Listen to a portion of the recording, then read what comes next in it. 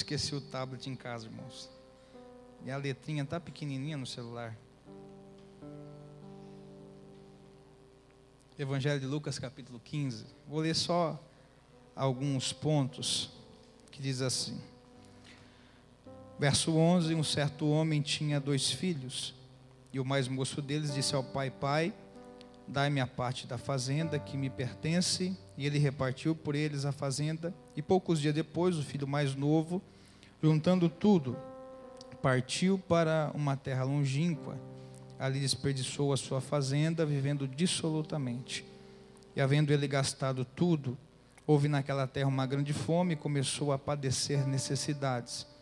E chegou-se a um dos cidadãos daquela cidade, o qual o mandou para os seus campos a apacentar porcos, e desejava encher o seu estômago com as bolotas que os porcos comiam, e ninguém lhe dava nada.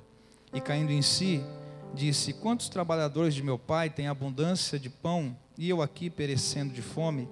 Levantar-me-ei, irei ter com meu pai, e dir-lhe-ei: Pai, pequei contra o céu e perante ti. Já não sou digno de ser chamado teu filho. Faze-me como um dos teus trabalhadores. Senhor nosso Deus. Ah, papai, está aqui a tua semente, a preciosa palavra. Senhor Jesus, eu sou apenas o instrumento, Senhor, que falará aquilo que o Senhor tem para transmitir para a tua igreja. Que não venha sair nenhuma palavra minha, mas que sejam as tuas palavras, ó Senhor, que transmitam e transbordem nos nossos corações. Obrigado, Jesus, pela tua presença que nós temos sentido de forma poderosa no nosso meio. Que o Senhor continue a nos abençoar com a tua preciosa palavra, Pai, em nome de Jesus. Hoje é considerado o Dia dos Pais, né? Uma data que foi colocada como forma de comemoração. Eu quero aqui fazer menção, né, de algumas informações importantes sobre esta data.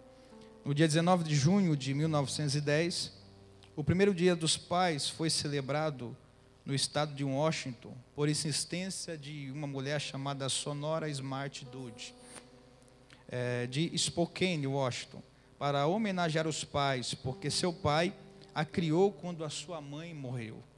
Em 1924, o presidente Calvin Coolidge reconheceu o Dia dos Pais como o 3º domingo de junho e encorajou os estados a fazerem o mesmo. Em 1956, o Congresso reconheceu oficialmente o Dia dos Pais com a aprovação de uma resolução conjunta. Em 1966, o presidente Lyndon Johnson emitiu uma proclamação reconhecendo o 3º domingo de junho como o Dia dos Pais. Em 1972, o presidente Richard Nixon o estabeleceu permanentemente. Sonora Smart, que foi a primeira a buscar este dia específico, né, para se comemorar o Dia dos Pais, ela viveu para ver a sua ideia se concretizar. Ela morreu em 1978, na idade avançada de 96 anos. No Brasil, as primeiras comemorações do Dia dos Pais datam do início da década de 1950. Em 14 de agosto de 1953, o publicitário Silvio Bering preparou um concurso para homenagear 3 tipos de pais, com maior número de filhos, o mais jovem e o mais velho.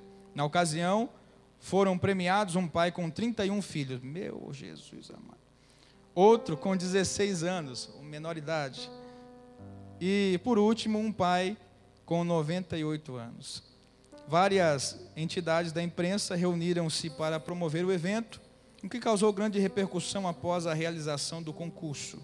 O Dia dos Pais no Brasil passou a ser comemorado no 2º domingo de agosto, do mês de agosto, como permanecendo até hoje, né? Embora esse dia, né, são informações para que você tenha ideia, né, de como nasceu o princípio para estabelecer o Dia dos Pais, mas embora nós temos como principal objetivo nesse dia de hoje homenagear os pais, nós não podemos deixar passar o melhor pai que existe e o maior pai que existe. Porque se nós somos pai, se nós temos o privilégio, nós que somos pais, é porque primeiro nós temos um pai muito maior. Então, esse dia de hoje eu quero celebrar e tributar a Deus, né, a homenagem por Ele ser esse pai que Ele é, tão amoroso, tão carinhoso. O Evangelho de Lucas, ele vai, no seu capítulo 15, destacar 3 parábolas que falam do pai amoroso. Lucas, capítulo 15, do 3 ao 7, a ovelha perdida. Do 8 ao 10, a moeda perdida. E do 11 ao 32, o filho perdido, ou o filho pródigo. Nós temos sempre o costume de mencionar essas parábolas como forma de falar do perdido que se foi achado, do que estava longe, do que voltou. Mas todas essas parábolas, por mais que elas tenham o sentido de fazer menção daqueles que se perderam e voltam, o maior crédito delas é para o Pai Celestial. Porque o Pai Celestial, Ele deixou essas mensagens aos nossos corações, para que nós possamos entender a imensidão do amor de Deus para com o ser humano, a grandeza do amor de Deus para com o homem. Mas nós precisamos entender esses personagens. O primeiro personagem desta parábola é o filho pródigo. Esta parábola tem 3 personagens principais: o pai, um filho mais novo e um filho mais velho. A primeira parte da parábola vai desrespeitar ao filho mais moço, que ele perde a sua herança, que ele pede a sua herança para poder sair da casa do pai. Então nós vamos destacar aqui alguns erros que o filho mais moço comete. O primeiro erro dele é a obstinação. Ele pediu herança cedo para o seu pai, porque o seu pai ainda estava vivo. Herança só se recebe quando o pai morre. Herança só se recebe quando os pais deixam de viver. Tanto o pai quanto a mãe terminam os seus dias findos na terra, e aí se divide a herança para os filhos, se reparte a herança para os filhos. Mas aquele filho está tão obstinado com a necessidade de se desprender dos laços do pai, que ele vai pedir a herança. Ele vai pedir para o seu pai dar a sua parte. E o que chama a atenção é que o pai, ele não nega dar a parte da herança para o filho. Ele não nega, ao ponto que, Mateus, ele vai repartir para os dois. Ele não vai dar para o mais moço e vai deixar guardado. Não, ele vai repartir herança para os dois. Diga comigo, repartiu para os dois. Só que o que me chama a atenção é que nós não vemos no destacar do texto um plano real deste filho. O que é um plano real? Bom, pai, me dá minha herança porque eu quero investir nisso, eu quero investir naquilo, eu quero fazer aquilo, eu quero trazer algo diferente. Eu quero multiplicar, eu quero dar crescimento, eu quero dar longevidade sobre as posses que eu pegar na minha mão. Ele não tem um plano real, porque quando alguém está obstinado, o que interessa é só o seu eu, é só o que vai fazer bem para ele. Não interessa o que os que estão ao redor vão sofrer com o impacto das más decisões do filho. Não. O que importa é o meu desejo. O que importa é a minha vontade. Porque o que importava para o filho mais novo, nessa obstinação dele, era o desejo, o sentimento de pegar a sua parte da herança. Pegar a sua parte da herança através da sua obstinação. E sem se preocupar com as consequências. Ele vai errar pela segunda vez. Ele vai decidir se separar do pai. Porque o texto vai dizer que ele viajou para um país distante, longe de sua família e daqueles que se importavam com ele. Então, além dele estar obstinado, ele vai achar que a melhor coisa é a separação. Se separar do seu pai, se separar da sua família, sair de perto, da proximidade.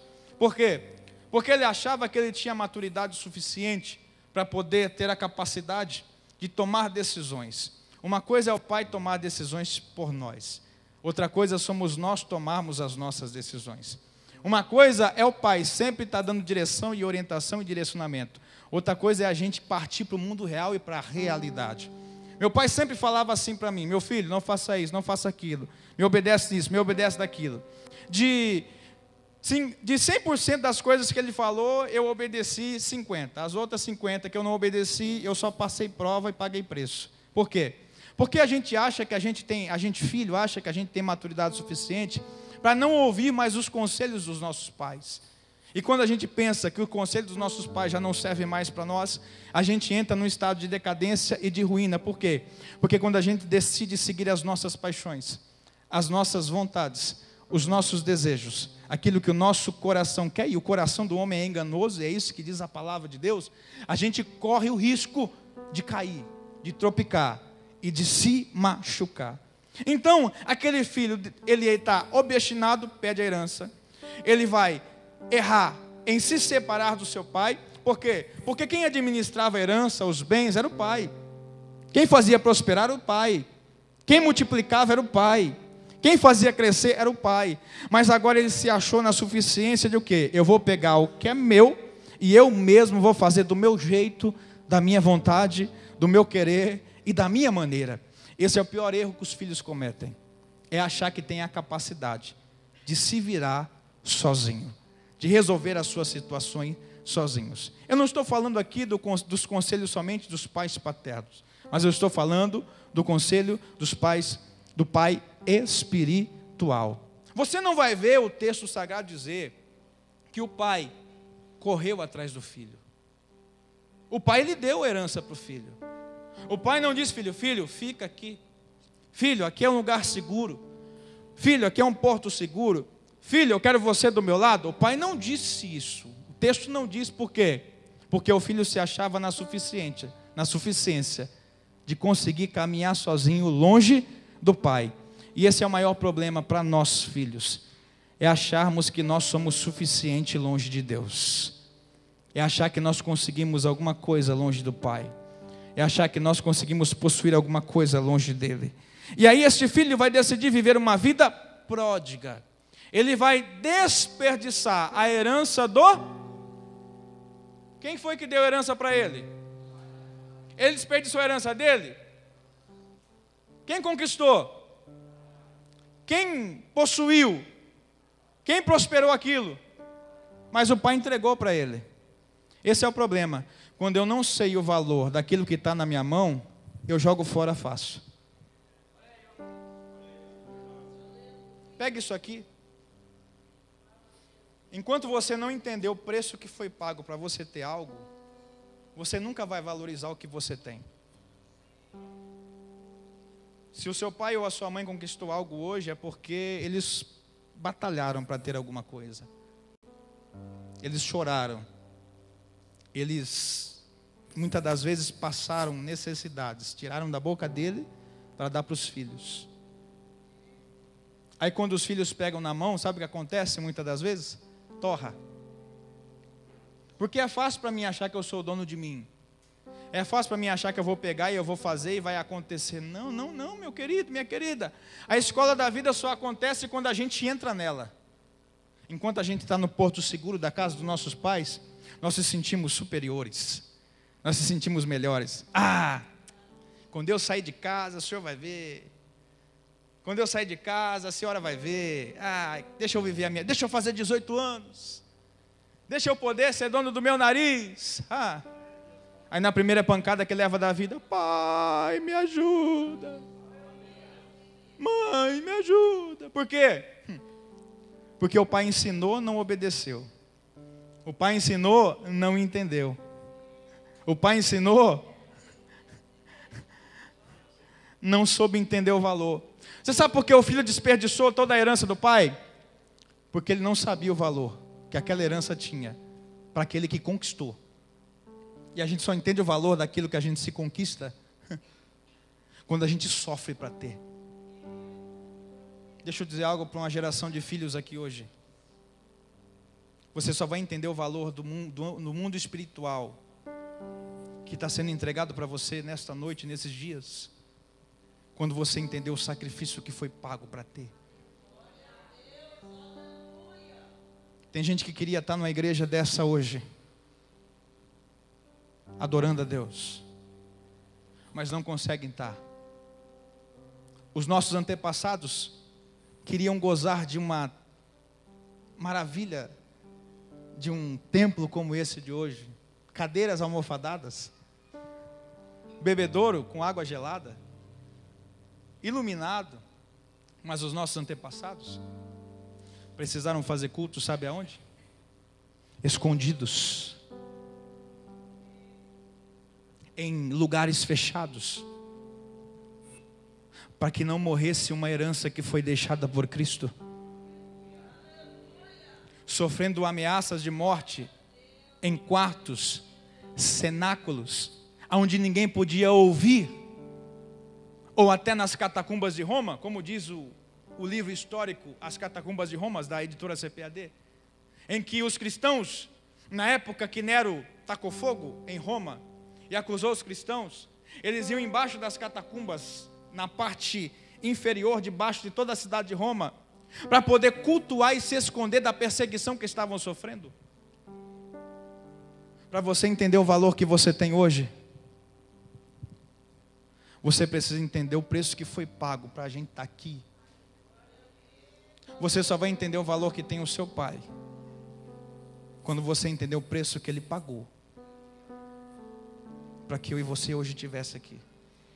Você só vai entender o valor do seu pai terreno quando você souber ou entender os sacrifícios que eles fizeram para você ter o que você tem tudo hoje de mão beijada nas suas mãos.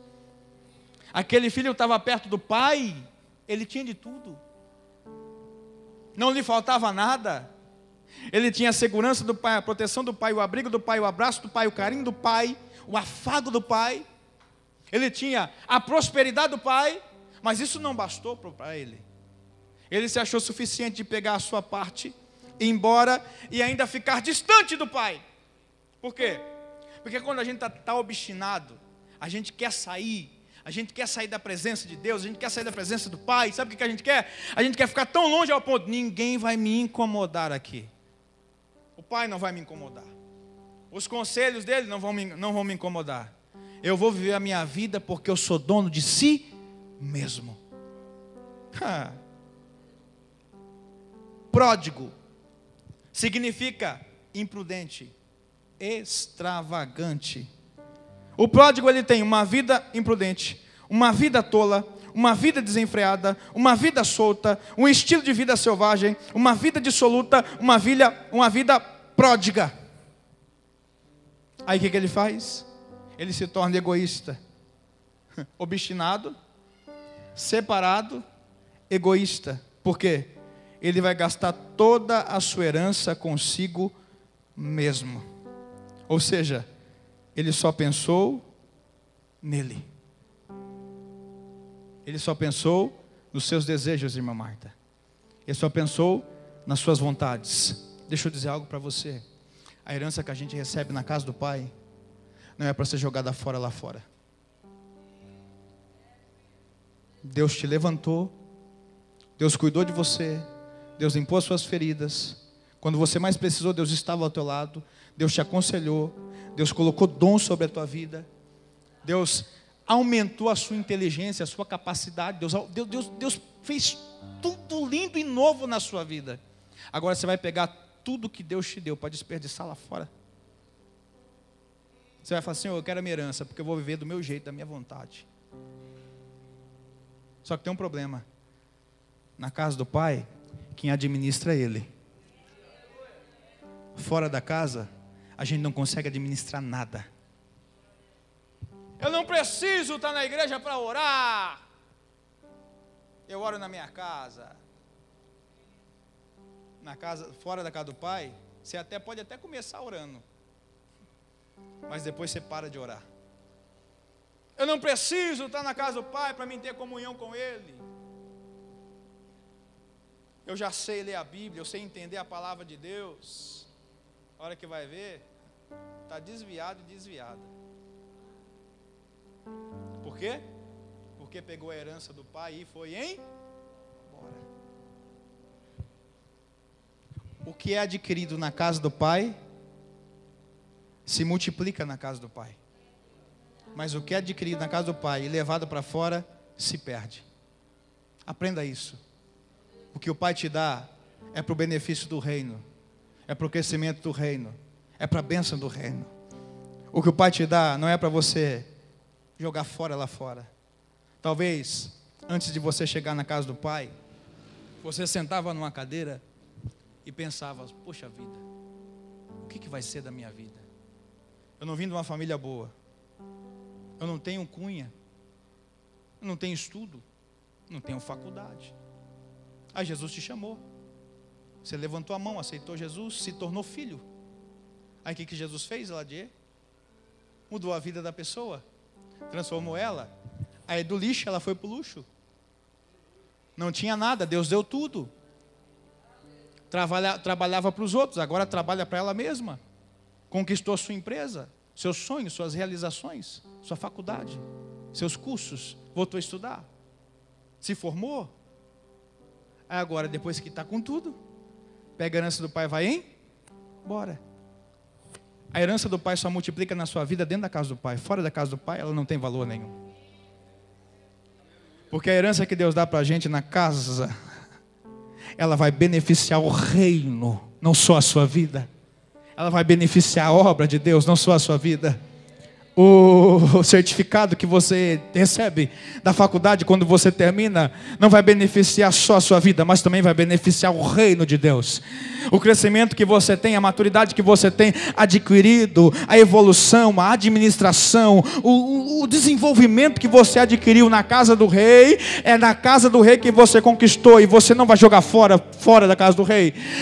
Dentro da casa do rei, o que o rei te deu, multiplica, mas fora da casa do rei, o que o rei te deu, ela acaba, o pai faz acabar, destrói tudo.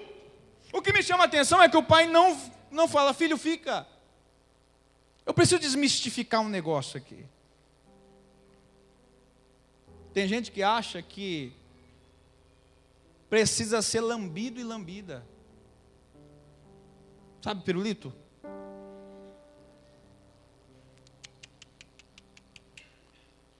E aqui essa palavra vai ensinar para você que o pai não lambe o filho. O pai não fala, filho, fica, por favor. Eu preciso de você. Não. O que o pai faz? O pai deixa. Por quê? Porque se ele acha que é maduro o suficiente para ficar longe do pai, então deixa.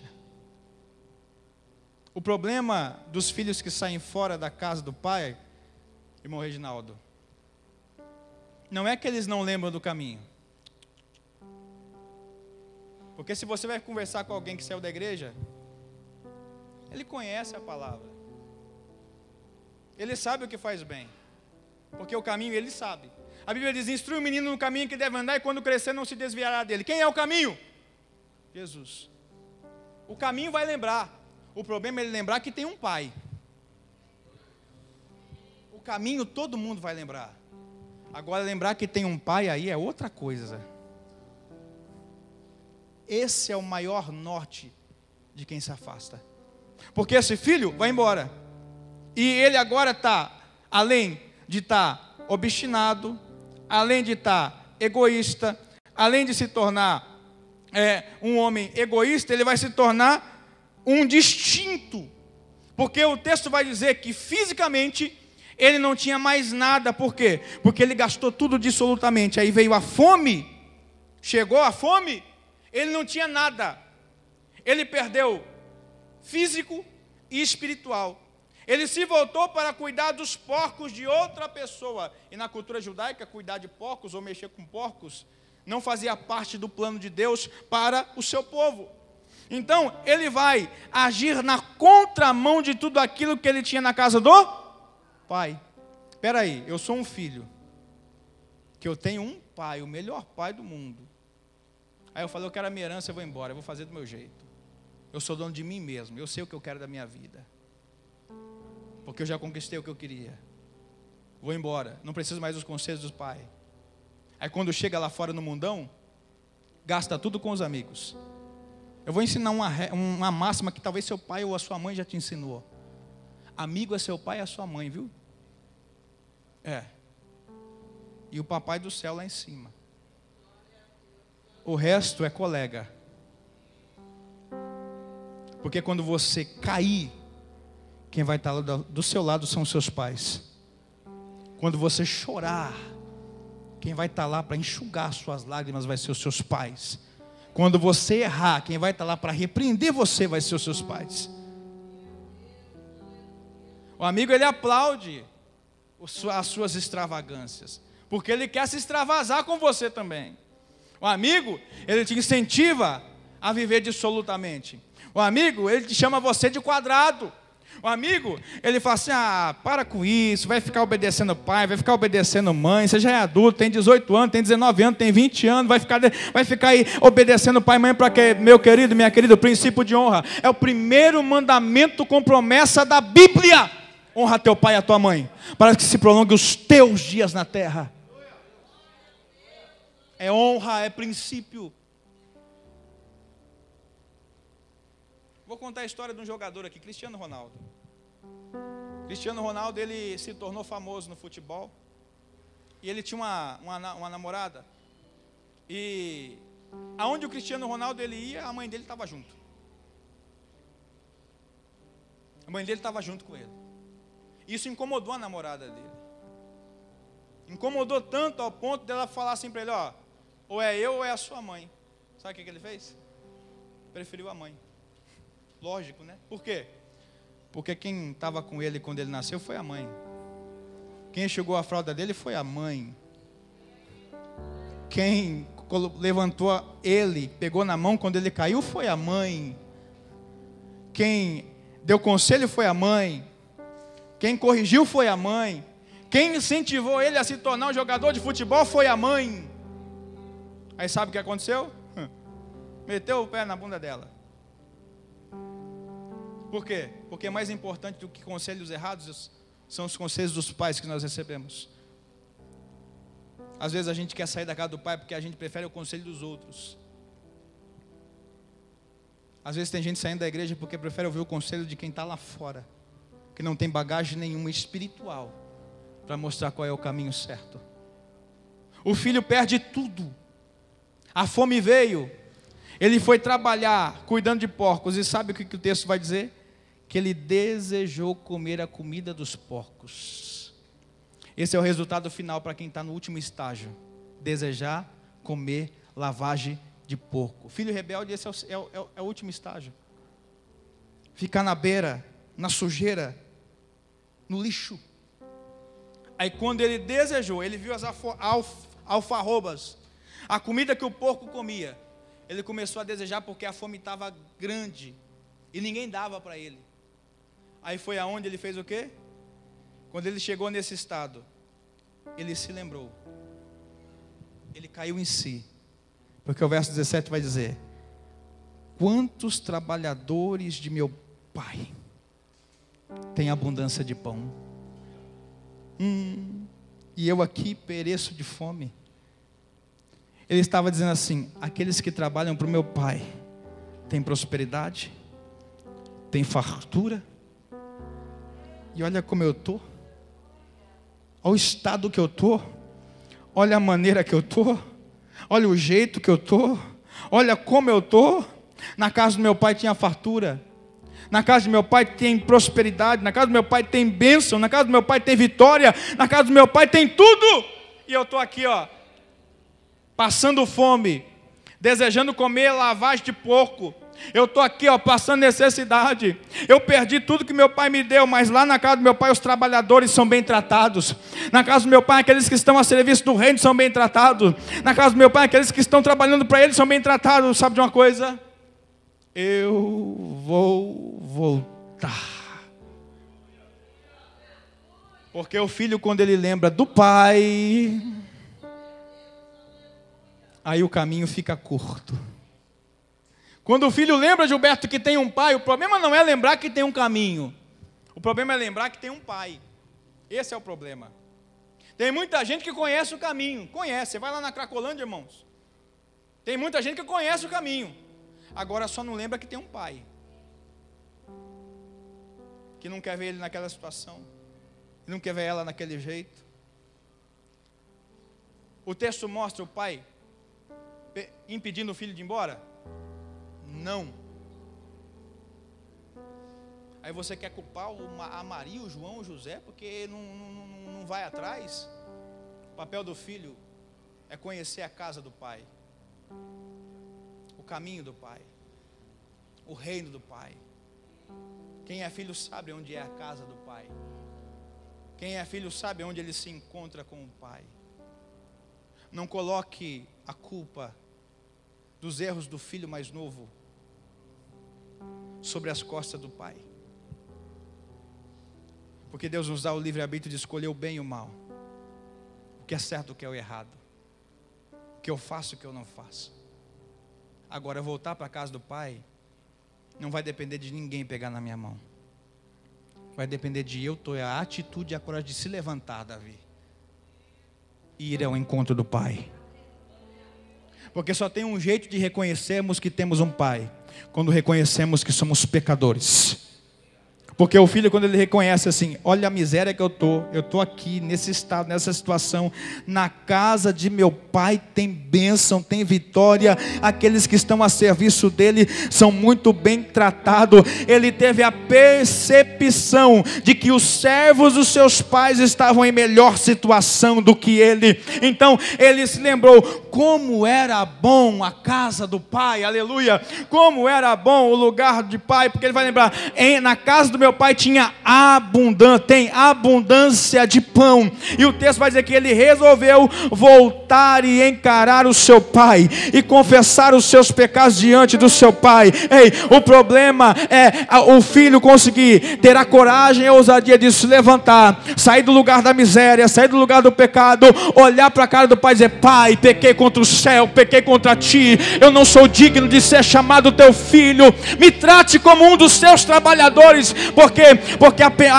o entendimento dele como filho era que ele chegaria, ele conversaria com seu pai, ele diria para o pai: pai, pequei contra o céu, pequei contra ti, eu não sou digno de ser chamado teu filho, me trate como um dos seus trabalhadores, eu quero ser como um desses que servem. Ei, ele estava tão no fundo do poço, que ele esqueceu que ele era filho, e que pai não trata o filho do jeito que trata qualquer um. Não, o pai o trata diferente, aleluia, porque o texto vai dizer que ele vai se arrepender, ele vai voltar para a casa do pai. O capítulo 15, verso 20 vai dizer: levantou-se, foi para o seu pai. Teve um arrependimento daquele filho, ele foi em direção do pai. Quando o pai estava vendo o filho de longe, o pai conhece o filho.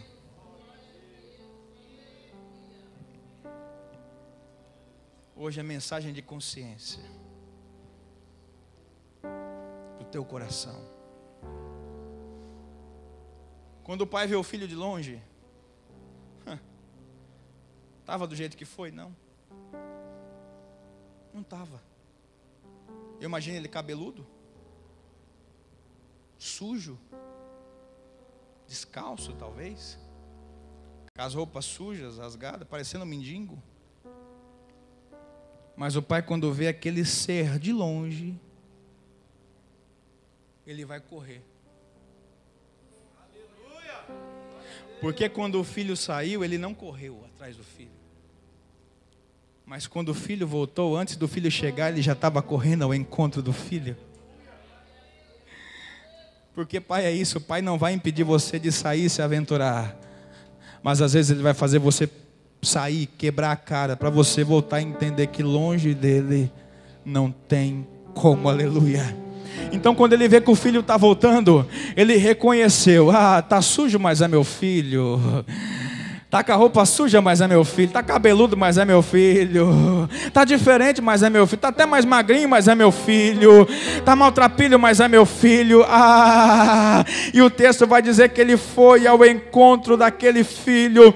Ele abraçou aquele filho. Ele beijou aquele filho. Por quê? Porque você pode ter cometido os piores erros saindo da casa do pai. Você pode ter saído da casa do pai. Você pode ter entrado numa vida de pecado, numa vida de de decepções para o pai, mas quando você volta arrependido, ele não espera nem você chegar, mas quando você está chegando, ele diz: meu filho, eu te abraço porque tu és o meu filho, aleluia. Ei, o problema é esse, o problema não é lembrar o caminho, é lembrar que tem um pai, aleluia, e também lembrar que é um filho, aleluia, porque tem gente que até volta, mas se esquece que é filho, e acha que o pai vai maltratar o filho. Não, o pai não vai maltratar o filho, o pai ele vai abraçar o filho, o pai ele vai socorrer o filho, o pai ele vai ajudar o filho, o pai ele vai abençoar o filho, o pai ele vai beijar o filho. Por quê? Porque filho é filho e pai é pai.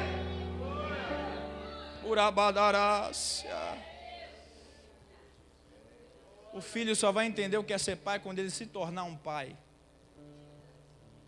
O filho só vai entender o que é o amor de uma mãe, de um pai, quando ele se tornar um pai. O filho pode dar o trabalho que for, mas quando ele lembra do caminho de casa. Vem aqui, Davi.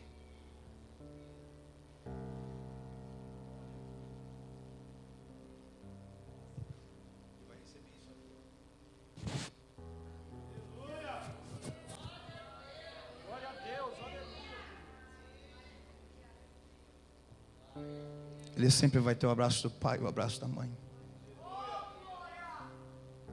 Porque o pai e a mãe quer tão bem para o filho, mas tão bem, que a condição que ele se encontra não define o tamanho do amor que ele tem por ele. O amor de Deus pela minha e pela tua vida não é definido pela forma que nós chegamos. Não, porque o amor de Deus é ágape. O amor de Deus não pode ser medido pelo amor humano. Não, o amor de Deus é diferente. O filho pode chegar do jeito que for, destruído, acabado, maltratado, machucado, sujo, ferido, cabisbaixo, irreconhecível. Mas quando ele chega na casa do pai, ele é abraçado pelo pai. Ele ouve do pai: meu filho, não é para você ficar nessa situação. Eu não quero ver você nessa condição. O seu lugar não é desse jeito, não é dessa maneira. Não que ele aceite a condição do filho, não.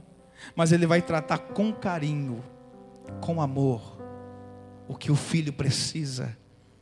Os pecadores e cobradores de impostos,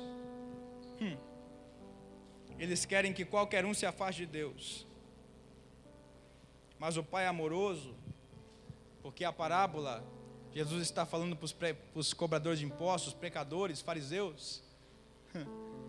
Mas a parábola do pai amoroso, do filho pródigo, vai revelar um jovem que aprendeu uma lição grande. Ele fugiu do seu pai, mas voltou para casa. Ocorre uma reconciliação quando ele volta. O pai, vendo o seu filho de longe, corre para ele, sufoca-o em abraços e beijos. Ouvindo a confissão de seu filho rebelde, o pai o veste com a melhor roupa, coloca um anel no dedo e sandália nos seus pés, porque agora o caminho arde. Quem está na casa do pai é diferente. As roupas significam a sua posição como um de seus filhos e não como um mercenário. Acontece uma grande alegria porque o pai pede um bezerro gordo. Bezerro cevado é um bezerro gordo que seja morto para preparar um banquete, porque este meu filho que estava morto reviveu, estava perdido e foi encontrado. O pai amoroso ficou feliz porque seu filho morto e perdido havia retornado. Parece até familiar, né? As pessoas que estavam perdidas e mortas nos seus delitos e pecados, em trevas, com o seu entendimento escurecido, segundo Efésios 3, 2, do 1 ao 3 e 4, de 17 ao 19. Por meio de Jesus, aqueles que retornam a Deus são vivificados, reconciliados com Deus, não estando mais em trevas, mas se tornando filhos da luz.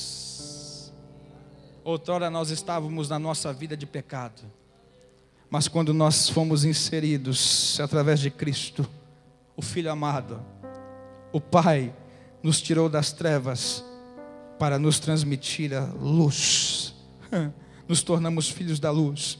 Não importa o quanto desperdiçamos nossas vidas em uma vida pecaminosa ou quão longe fugimos de Deus, nosso Pai amoroso nos abraçará e nos aceitará com os seus filhos quando nos arrependermos e retornarmos a Ele. Não importa, o Pai, Ele vai sempre estar para abraçar o filho, para socorrer o filho. Talvez você está vivendo um tempo hoje que você não consegue se perdoar por muitas atitudes que você fez, muitas práticas que você praticou, e você está dizendo assim: eu não tenho mais o Pai, Deus não é na minha vida, Deus não me ama, por tudo quanto eu fiz no passado, eu não consigo me perdoar pelos meus pecados, pelos meus erros, por eu ter abandonado a casa do Pai, por eu ter deixado a casa do Pai. Você está até de volta na casa do Pai, mas parece que falta ainda alguma coisa. E Deus está mandando dizer para alguém aqui: o Pai, Ele te ama. Deixa eu dizer uma coisa: o pastor é Jesus. Eu disse: eu sou o bom pastor e eu dou a minha vida pelas minhas ovelhas. Todo mundo que está aqui, irmão, é ovelha. O pastor é Ele. Quando uma se perde, quem vai ao encontro dela é o bom pastor, que deixa as 99 no aprisco e vai de encontro com aquela que se perdeu, na memória dela, fazendo ela lembrar que ela tem um Pai, que ela tem alguém que se importa com ela. Aleluia.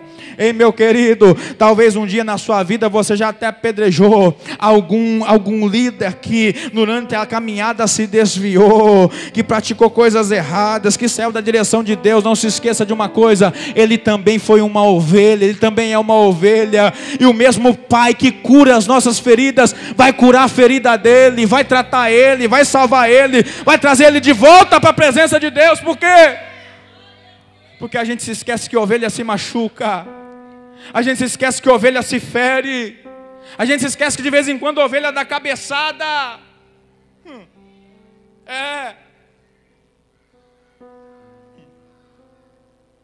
Pastor Douglas só tem um título só, pastor, mas eu também sou ovelha. O dia que eu esquecer que eu tenho um Pai, irmão, eu vou tropicar e cair. Mas enquanto nós nos lembrarmos que temos um Pai, nós nunca estaremos sozinhos, nós nunca estaremos abandonados, nós nunca estaremos sem a companhia de ninguém, porque nós temos um Pai que nos ama, um Pai que nos quer bem, um Pai que quer o nosso melhor. E muitas das vezes o problema não é o pai, o carinho do pai, o tratamento do pai, é que tem os irmãos mais velhos também, na parábola, que quando o filho volta e vê que está tendo uma festa para o filho que foi embora, o filho mais velho vai ficar indignado, não quer entrar na festa, não quer participar da bênção, do milagre. Aí o pai vai: meu filho, está acontecendo com você? Seu irmão, que estava perdido, foi achado, foi encontrado. Ele: pai, eu estou aqui faz tanto tempo trabalhando em serviço, obediente, obedecendo. Esse aí, seu filho que se perdeu, ele voltou agora, o Senhor está dando uma festa para ele, o Senhor nunca me deu um banquete, o Senhor nunca me matou um cabrito, nunca me matou nada. E para ele que estava perdido no mundo, para ele que fez tudo o que fez, o Senhor está fazendo uma festa. Ele: meu filho, esse teu irmão que estava morto foi encontrado, ele está vivo de novo. Esse teu irmão que saiu fora da presença de Deus, ele retornou agora. Esse teu irmão que estava perdido, ele foi achado. Ei, o nosso papel é entender que um dia nós fomos comprados pelo sangue de Jesus, e esse Pai Celestial que nos ama não nos convoca a maltratar ninguém, não nos convoca a ferir ninguém. Mas quando um filho que está perdido volta para casa, a gente tem que abraçar, pastor Facinho. Seja bem-vindo de volta, meu irmão. Seja bem-vinda de volta, minha irmã. A casa de papai. A casa de papai. A casa de papai. Oh, glória. O irmão mais velho reclama. Mas o pai vai ensinar uma resposta. Filho, tu sempre está comigo. E tudo que é meu é teu. Era justo, porém, regozijarmos-nos e alegrarmos-nos, porque este teu irmão estava morto e reviveu. Tinha se perdido e foi achado. Esse é o poder de Deus. Papais que estão aqui nessa noite, vocês são pais, mas nunca se esqueçam que vocês têm um pai maior. Vocês são filhos de um pai grande, de um pai poderoso, de um pai que não se esquece de vocês, de um pai que ajuda vocês a tomar as decisões necessárias para o cuidado e o tratamento do filho, da filha. Filhos, não se esqueçam de honrar o pai, como a palavra de Deus nos ensina, os pais. Filhos, não se esqueçam que um dia também vocês serão pais. E se vocês não tiverem a direção correta, o que vocês fazem para os seus pais hoje, vocês podem passar na criação com seus filhos. A rebeldia que vocês têm hoje, existe uma coisa chamada lei da semeadura. Cuidado, honrem, respeitem, obedeça. Ser pai não é só no dia 13 de agosto, né? O ano que vem vai ser outra data, segundo domingo, mês de agosto. Não, ser pai é ser pai todo dia. Ser filho é ser filho todo dia. Não espere chegar essas datas para poder presentear o pai. Não. Presenteie sempre, como forma de gratidão e agradecimento. Trabalha, pega o meio do seu trabalho, dá o seu salário para ele. Ô, glória. Ninguém deu glória aqui, né? Irmão, se a Emily pegar um mês do salário dela e dar para mim, eu não vou achar ruim, não. Não, ó pai, presente para você um mês do meu salário aqui, como forma de gratidão. Ô, glória, aleluia. Ainda eu falo em mistério e rodopio ainda.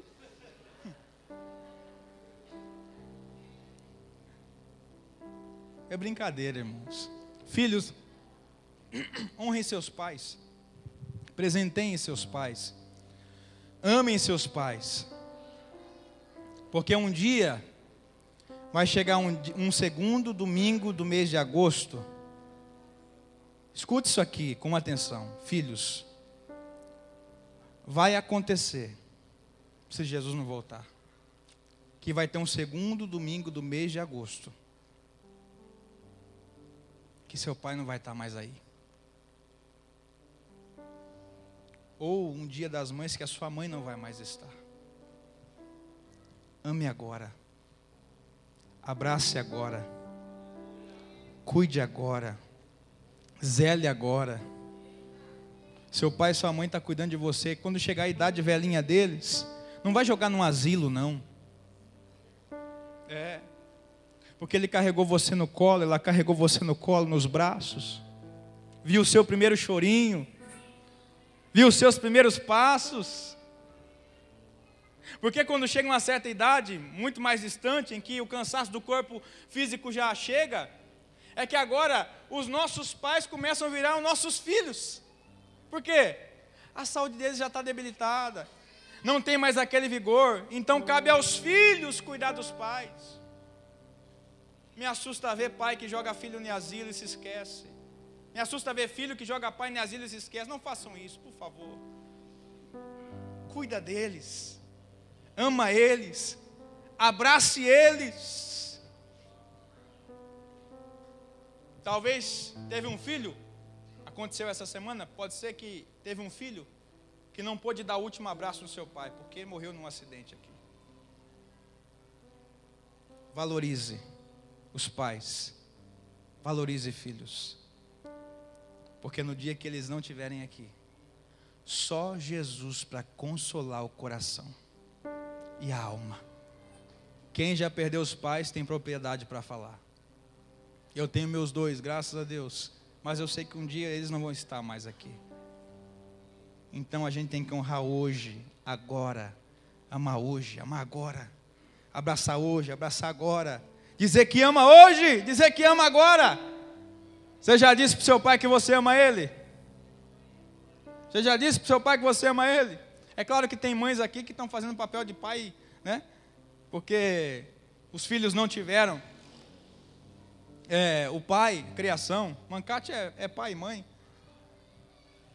Ou seja, então filho, você tem que dar presente para Mancate, viu? Vamos se colocar de pé. Eu quero orar pelos pais aqui.